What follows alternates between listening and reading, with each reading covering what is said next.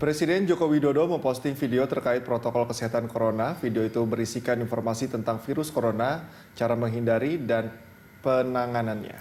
Ya, berikut adalah protokol kesehatan pemerintah untuk penanganan COVID-19 yang sejalan dengan panduan WHO. Kita simak dan ikuti bersama. Informasi tentang virus corona yang begitu berlimpah bisa jadi malah membingungkan. Maka dari itu, kita memerlukan protokol kesehatan yang alurnya jelas, sederhana, dan mudah dipahami.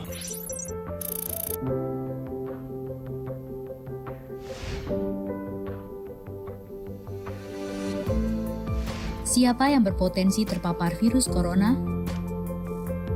Orang yang memiliki riwayat perjalanan 14 hari yang lalu ke negara dengan transmisi lokal COVID-19 atau merasa pernah kontak dengan pasien terkonfirmasi positif COVID-19.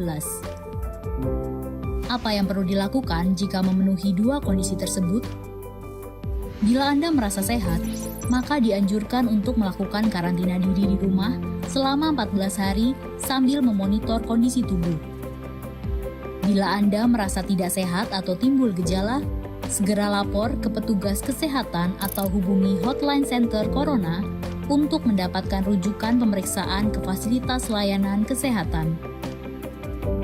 Gejala apa yang perlu diperhatikan?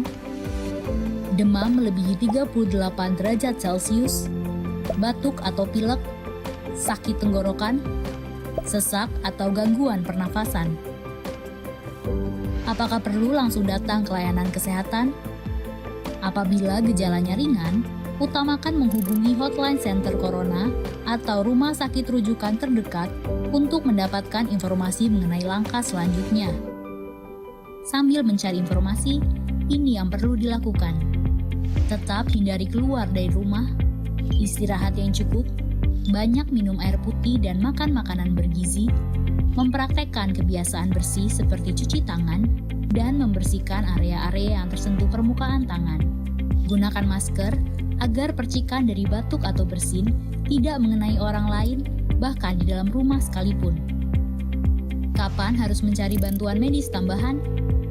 Bila gejala yang dirasakan cukup parah, misalnya sesak nafas berat, atau apabila Anda dalam klasifikasi kelompok rentan karena berusia lebih dari 60 tahun, memiliki penyakit kronis seperti diabetes, hipertensi, gangguan imun, ada riwayat sakit pernafasan, dan lainnya.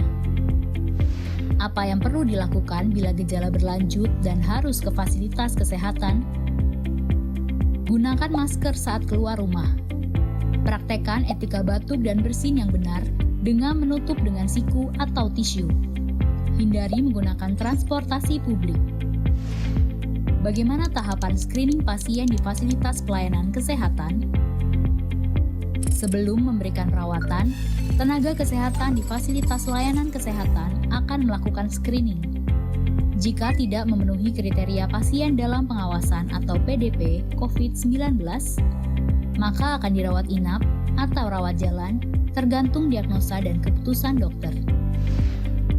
Jika memenuhi kriteria pasien dalam pengawasan COVID-19, maka akan dirujuk ke salah satu rumah sakit rujukan, didampingi oleh tenaga kesehatan yang menggunakan alat pelindung diri atau APD.